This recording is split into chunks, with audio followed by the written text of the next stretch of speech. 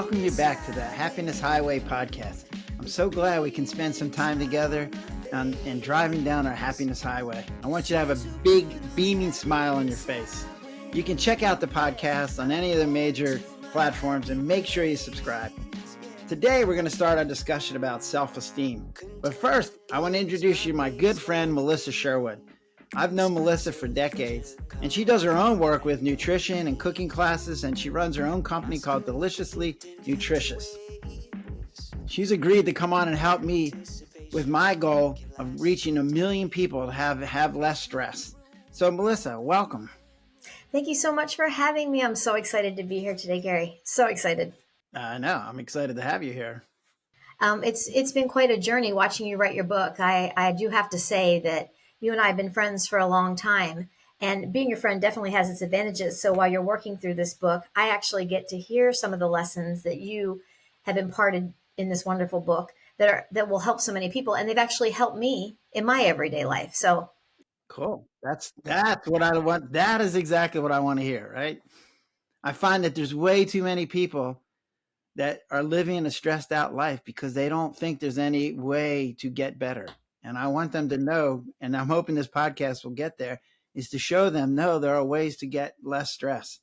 That's fantastic. And I think that, there's a direct correlation, and we talk about it all the time, between what I do with nutrition, with Deliciously Nutritious, teaching cooking and nutrition from children to adults, to what you're doing to try to help people being less stressed. And I think that's why we work so well together, because we have a working understanding and a goal of helping as many people as possible. That's really important. So I know today we're focusing on self-esteem. That's something that all of us at some point in life have struggled with, right? Yeah. And it fluctuates situationally. So can you tell everybody, first of all, what is self-esteem? Define that for us today. Yeah. So here's what, in the work that I've been finding, is that self-esteem isn't just one piece. It actually is 3 different questions. And the questions are, I put it into 3 different categories. First off is self-worth, which is answering the question like, how do I think am I a good person or not? The second one is self-respect, and that's answering the question, am I doing things the right way? And the third one is called self-efficacy, which you could also call it confidence. And what that's asking the question is, if I had a task to do in the future, would I be able to do it? And when you put all those together, now you have what I call self-esteem. So when we're talking about that, I know in the book you talk about it, and we've talked about it off the podcast, is just, kicking ideas back and forth. But from the time we're born is what you say, all the ideas that go into our heads, the voices that come into us, whether it's our parents, our grandparents, teachers, whomever, all that information is going into our brain, right? Yeah. To help us form our self-esteem and who we think we are. Yeah. So self-esteem starts the very first time we figure out that we're different than the people around us. So that doesn't happen. I mean, it happens, like 6 months or so, and you're a baby and you figure out, hey, I'm different than my parents. And it's like, from that moment on, your self-esteem starts. But babies don't have awareness. So there's like all these memories from 2 and 3 and 4, they're not there. Like you don't have access to them. But the concept of your self-esteem has developing all that whole time. Yeah. And so when that goes in there, like, so if you have, for instance, if you have a great family, so since a baby, they're telling you you're wonderful, you can do anything, you can survive anything, you're going to be great in life, and you're going to achieve any goal you set your mind to, compared to someone who might have a different life where parents might not be pouring that sort of mantra into them every day, right? And so I think it's important for people to realize, like you say in the book, you can change your self-esteem at any given time. That's the beauty of what you're doing, is that these tools that you're giving us to help each and every person that we come in contact with, that we can change ourselves from day to day. You really can. Yeah. Wow. So self-esteem gets laid down from early on. And so it's at the core of our being. It's at the core. So we don't really look at it very often, because we just think, okay, it's just one of those things that's there, and it's been there from the beginning. But because of our way our brains are set up, we can't get rid of the influence that we've had from when we were younger, but we can overwrite it, and we can add new layers to it, and then we can, and in that way, change our self-esteem. So in the book, you talk about how perception is reality. We hear that all the time. Yeah. So self-esteem is a perception, right? So it's deciding, am I a good person? Am I not? Am I doing things the right way or not? Am I confident? Can I get things done in the future? Those are all perceptions. And what I realized was, where do people get their perceptions from? And that's why I came up with this model, and I call it the Perspective Prism. And what it does is it says, okay, you have input. So that could be from externally, like, somebody telling you something, or it could be internally. So it could be messages coming from inside. But picture a pyramid or a triangle.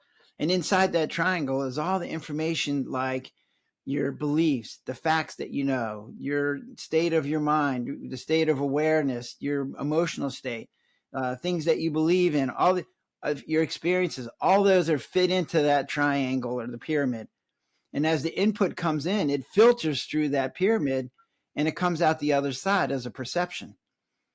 So perception then is what you operate on. So your perceptions then lead to your emotions, and the emotions then lead to your actions. So Gary, we were talking about like our perception being our reality. And so many people use that phrase and we throw it around really lightly, right? I know that you've come up with an idea about the perspective prism. Yeah. Can you identify what that is and explain to people to help them along with that thought? Right. So your self-esteem is a perception.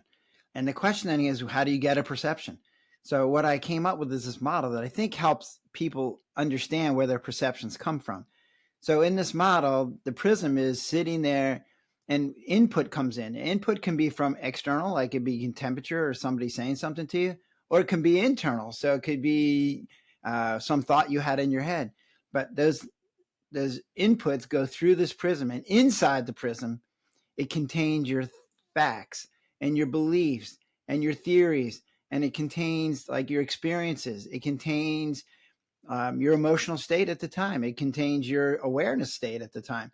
All that then factors, and all the information and filters through that prism, and it comes out the other side as a perception. And as we talked about, perception then leads to our emotions, and then that leads to our actions. So self-esteem then is part of what's in that prism.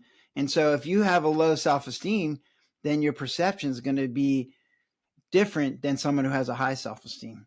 So I know that we talked in the beginning about the three components, and you said self-worth, self-respect, and self-efficacy, yes. Right?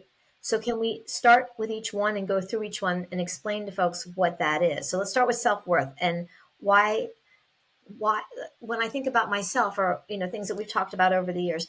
Listen, for myself, I can tell myself 7,000 negative things, more than anybody else can outside of this, right? I mean, I can put myself down better than anybody else on any daily basis. And I think anybody that's listening to this feels the same way. I'm hardest on myself. I expect the most from myself, so therefore I'm hardest on myself, right? So talk about your self-worth and why it's so important to focus on the positive, because all kidding aside, you could tell me 756 things today that are great. Melissa, you're a great chef and you're great with kids and you do this and you do this and this. And you could say one thing. And you know what I'm going to remember tonight when I'm sitting down? That one thing. Yep.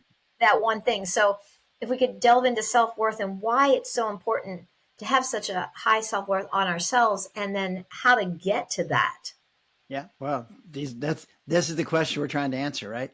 So self-worth is, it's interesting. When I read some of the psychological literature, they talk about, don't make your achievements a part of your self-worth. And you're like, well, that's really nice to say that, but nobody can do that, because we all go, hey, I did something good, I feel good about myself, or I did something bad, I feel bad about myself. What I realized was trying to eliminate achievements from the equation is pointless. What we need to do is figure out how to keep score accurately. And what I see over and over and over again is that, like what you just said, is if you had 750 good things and one bad thing, the one bad thing outweighs the 750 good things. That doesn't even make any sense. So what I tried to do was make up a scoring system to help people. And I found there's two pieces to this. One is that what most people do is, if something goes wrong, they give themselves minus 10 points. If something goes right, they give themselves either 1, or a lot of times they give themselves 0. I'm like, how can you give yourself 0? You just did something good. And they're like, well, I was supposed to do that, so it doesn't really count as an achievement. I was supposed to do that, so it's a 0. Well, if you're giving yourself a 0 or 1 for every good thing that happens, and minus 10 for every bad thing, That's a really hard ratio to keep up with. And so therefore, a lot of people wake up in the morning hating life with a low self-esteem because they just haven't kept score accurately. And when you go into all of this, and we're talking about our low self-esteem, I mean, for what I do for work, I see when people have low self-esteem, they're not feeling good about themselves. They eat poorly, Yeah, right? absolutely. They seek comfort foods, Yeah. those kind of things to do.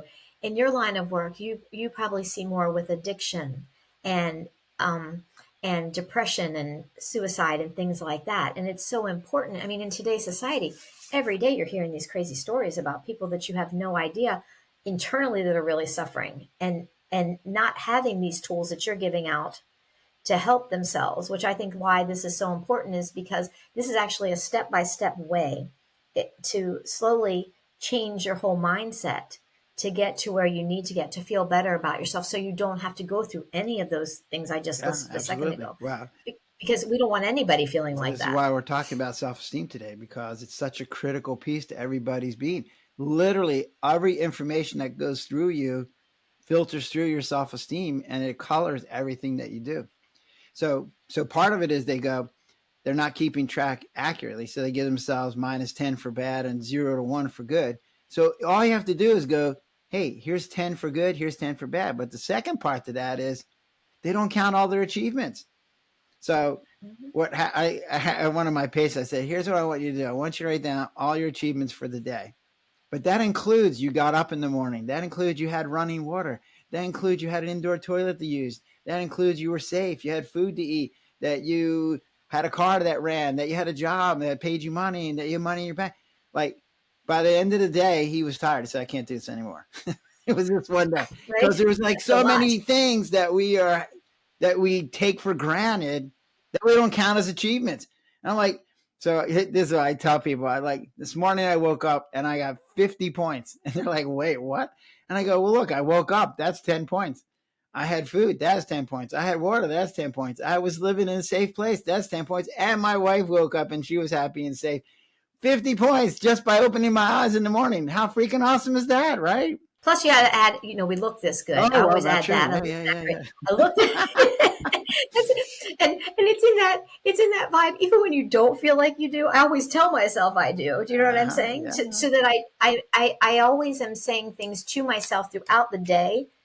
Thanks to you, that I am reinforcing that I'm a good person. I'm a good parent. I'm a great teacher. I look. Right, but so you're giving yourself credit for all these things, right? Yes. So instead of them being Yes. zeros and ones, you're getting 10 points, which makes people feel better. What I figured out was if everybody kept their score accurately and they took credit for all the things they had that were successful, there's no way that you can't have good self-worth. It's like not possible. Yes. And I think that too, when we talk about our self-worth, we compare ourselves a lot to other people, whether it's financially or if somebody has a bigger house or their kids go to private school or where they grocery shop or the clothes that they're wearing, their tennis shoes. I mean, we teach kids this from an early age, commercials. And now when we couple all that with social media and all the pressures to look like a certain way or be a certain way or speak a certain way, it's a lot of pressure, Yeah, no, right? wow. This is okay, because here's the next component to self-esteem is it's not just about self. That the Mm-hmm. group has a whole lot of say in your self-worth because the group gets to decide what characteristics are important, what achievements are important. So it's like if you think that being a great, okay, like I've seen this in school, like if you're a great athlete, like you get all these accolades that you get like letter jackets and people are cheering for you and the stands are filled up. If you were really good at academics, nobody comes to watch you win the spelling bee, right? I mean, it's like clearly our society has said, hey, being a good athlete is better than being a really smart person in that way. So your self-esteem, you could be a really smart person and your self-esteem might take a hit because you're not getting the accolades by the group that your friend who's an athlete is getting. So self is only a part of what causes your self-esteem. Group has a whole lot of say in it. And can I equate that just as being a woman? Like every year, every season, right? They come out with what's the best clothes to wear or the Yeah, yeah, hairstyles yeah. or the things. If you don't fit that body type, if you don't have that kind of hair, if your hair is graying like mine's starting to do, then it does a thing on your mind. You start to think, how am I supposed to do this or do that? Do you know what I'm saying? And then you take your kids to a school. If you go to a private school or a public school, there's rules and things and how everything works. And you see the perception generally is that the people that are the most popular, I'm saying in society, or that are doing the best are the ones that acquiesce to all of those things, right? They have all those things that society has set out. Yeah. And then there's people that are on the fray. And that does something, I think, to your self-worth, to your self-respect, and your self-esteem. I really do. Yes. So one of the things that we talk about then is we talked about achievements, but there's another component to self-worth where I talk about our characteristics. And so I think that's part of where you're heading with that question, which is our characteristics are it's the same problem that we got with achievements. So we're not keeping track of our good characteristics, and we're not keeping equal score. So if someone says, hey, you're fat, for whatever reason, our society doesn't think so highly of fat people. And so we go, oh, you're fat. So your self-esteem takes a hit because society thinks fat isn't that great a thing to be, right? But they also think that working hard is a good thing. So like, I'll give you an example of one of my patients, right? So she came in and we were working through this, like, tell me your characteristics. And she came up with this list of like 15 characteristics, of which 11 were bad and 4 were good. And you're like, well, first of all, I didn't ask you to put them in good and bad, but she did that on her own. But I was like, well, let's look at the bad ones. Like, what are your bad ones? She goes, well, like, I'm a bad mom and I drink too much alcohol and I'm shy. And I'm like, well, wait, what? Well, what does shy have to do with being a bad characteristic? She, well, I don't like it. Well, okay, but it's not a bad characteristic, right? All right, so you drink too much. Okay, I get that. What makes you think you're a bad mom? I go, your kid's still alive? She's like, well, yeah. I'm like, well, did they get fed? She's like, yeah. Did they go to school? Are they successful? She's like, yeah. Well, then what makes you think you're a bad mom? She goes, well, I drank too much. I go, okay, well, I get that you drank too much, but that doesn't make you a bad mom. In fact, you did all the things that qualify you to be a good mom, and you worked really hard, and you provided for them. You did all these things you're supposed to do as a mom. So we started switching the categories, and I said, the one's shy is not, I wouldn't even put that in a bad category, maybe neutral at worst, right? And if you drink too much alcohol, that's something you can do about. But it's the same thing where, like, she was putting herself in these categories and giving herself -10 for all the bad categories and 1 for all the good categories. And again, same problem. Like, if you're getting 10 for every bad thing and 1 for every good thing, hard to keep up. And what I found was just the opposite. Most of the time, people aren't keeping track of all their good characteristics, and they got to give themselves 10 for those. And what I realized was the bad characteristics usually are things they can change. Like, and so she stopped drinking alcohol, which then made her feel better. Amen to that. And that leads us right into self-respect, yes. Right? I mean, how the self-respect that we feel for ourselves and how we're defining ourselves every day, how we're second guessing ourselves all day. Are we like this lady that you just talked about? So if you can define self-respect, and we can talk about why that's so important to have a high self-respect for ourselves. So self-respect then answers that question: am I doing things the right way? And so I'll go into a room and I'll see a patient, and one of the standard questions is, are you a smoker? And so a person who is a smoker, here's what they do.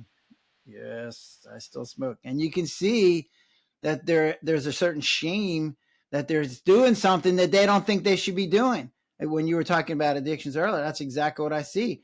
People are doing these things. They don't even think they should be doing it, but they keep doing it. And when you say, why are you doing it? They're like, their usual answer is, I don't know. or like, I like it, even though I think I shouldn't be doing it, right?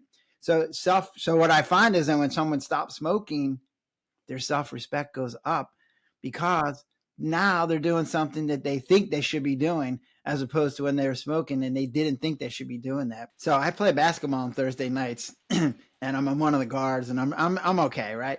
But there's a guy that plays with us and he's really good, right? He makes all the shots. He's got all the moves. I have lots of respect for him. I don't like that he beats me every night, but I have respect for him because he's just a better basketball player than me. But if I found out he was cheating and taking steroids or something like that, then my respect for him would go down. And it's the same way with self-respect. If you're doing things the way you think you should be doing it, then even if it's not going as well as you would like, you can still have self-respect. But if you're doing things the way you don't think you should be doing it, that's when your self-respect takes a hit. All good, very, very, very good, valid points. And all this information is in the book too. Everything you're saying to us today, yes, obviously, is in each chapter of this book, so people can go back and reference the book as well. I want to move on to self-efficacy. Okay. Can you explain what that is and why that's so important in our everyday lives? Right. So self-efficacy and it's a big term, right? So you can substitute confidence for that. And what that means is like, if I'm tasked with something like say, hey, I want you to learn how to play golf, or I want you to learn a language. Like many people that have low self-efficacy think, there's no way I'm going to be able to learn that. I'm too old. I'm too dumb. I'm too busy, whatever. But people have a good self-efficacy. Go, yeah, you know what? I could take that on. I can do that. And where that comes in is when someone says, and here's what I say. If I came to you and say, hey, look, I got this thing. If you succeed at it, you'll get 20 self-esteem points.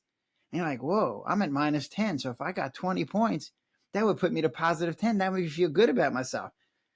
But then you go, wait. If I don't do it and I don't succeed, then I'll lose 20 points and then I'll be at minus 30.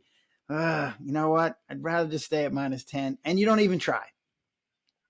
So when you think that you can accomplish things, you're much more willing to take the risk, which then makes you more likely to get those self-esteem points for the achievement and then feel good about yourself. So how you view yourself as being able to do something really becomes important. You know, something that just came to me while you're speaking is this.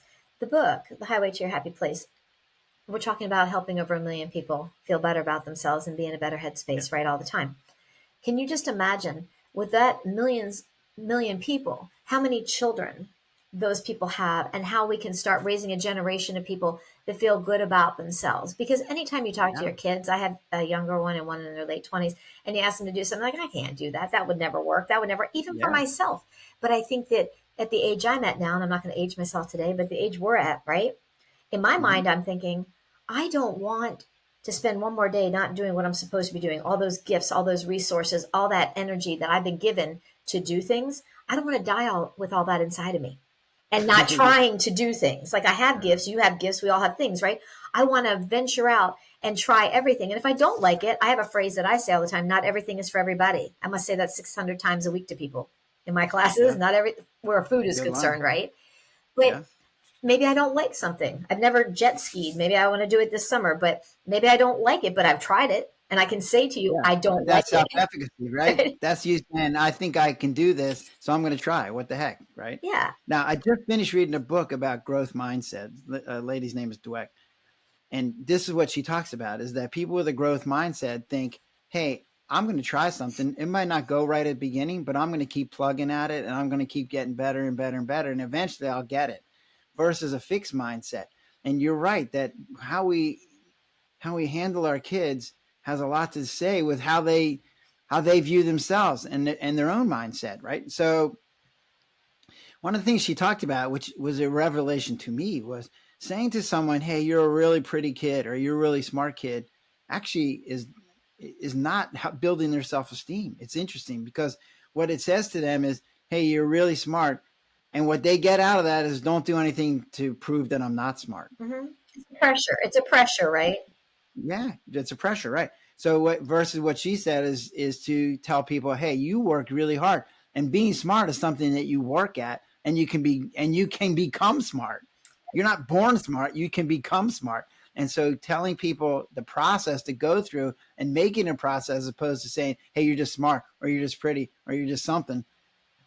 That means, okay, well, my genes put it in there and I don't have anything to say about it. No, you can become smart. You can become pretty. You can become a good athlete. You can become a a surfboard or whatever. So that is part of what builds up that self-esteem. I think what's important to remind people today too, when you are going through something, whatever your personal situation is, that makes you come and pick up this Highway to Your Happy Place book, right? Is that every day is new. So if you did something you're not happy about, something you didn't succeed at, in your mind you didn't succeed, even though probably according to your chart you succeeded, right? But you felt like today's a wash. I'm sure we've all gone to bed and like, oh, thank God that day's over. Like tomorrow's a new day. Every day I get up, thanks to you, with a mindset, honestly, that today's a new day. I can be anything. I can try anything. I can do anything. If I decide I just want to nap, that's a choice. You always talk about choices. I can take a nap. Anything that I want to do, it's open for me. So I can change my temperament. I can change my behaviors, my eating habits. how I feel about myself when I look in the mirror, all those things. I think that's the good news for people. Yeah, well, that's a perfect thing to talk about because like Happiness Highway doesn't say every day is going to be happy, right? Oh, I yeah. mean, there's going to be days when things aren't going so well, but having that kind of attitude saying, hey, you know what? Tomorrow's a new day and I'm going to start all over again. And I'm on a right process. I have self-efficacy. I have self-worth. I have self-respect. I can get up and do this. It's okay. If I have a bad day, that's just a temporary setback because where I'm heading in the end is going to be a good place. Dr. Gary Sprouse, all this information is so important to so many people. And your book, Highway to Your Happy Place, is a wonderful addition to anyone who's trying to feel better, to try to get themselves in a place where they are moving forward to feel better each and every day, right? You want to just encapsulate anything else that you want to say today and let people hear? First off, I want to thank you for coming on. And I want to know, will you be willing to come back to our next podcast? Of course. Of course. So I want you to help spread the news. I want you to talk to your friends. I want you to help me on my mission to get about 1 million people better in their happy place. So one of the things that you can do is pick up a copy of my book. It's called Highway to Your Happy Place. And you can get it at Amazon and Barnes & Noble.